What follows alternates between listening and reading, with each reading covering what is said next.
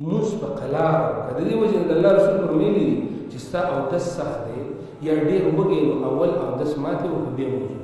وږی اول ډوډۍ وخوره بیا وضو کړه چې ستا د زړه فارغي او دا د الله رب العالمین ته د محبت نه ډکوې داسې لمونځ وکړه چې دا زړه د الله د مینې نه ډک شي چې زه په قیام کې الله ته ولاړ یم او زه به دې رکوع کې ما دا سر الله ته راښکته کړم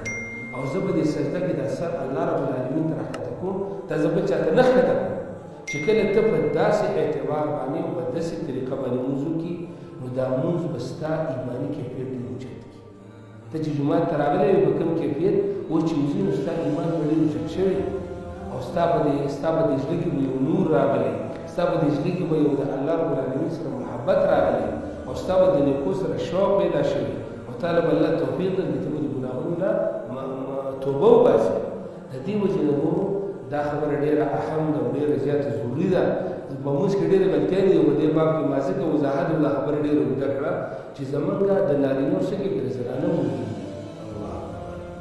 د زنانه مونځ داسې مونځ کوي چې هغوی په 3 منټه کې 8 رکعته 10 رکعته کېږي خو بیا زموږ معاشره کې ګوره 20 رکعته تراویح کوو نو په 100 رکعته کې څوک یې په 12 رکعته کې کوي 12 منټه کې څوک یې په 8 منټه کې کوي او زموږ علاقه کې یو مولوي صاحب هغه دې باندې مشهور هغه د سوزکي مولوي صاحب چې ما چې دا نوم یې ولیکلو چې دی په تراویح کې ډېر تېز دی دا نوم د هغه د تراویح د تېزوالي د وجې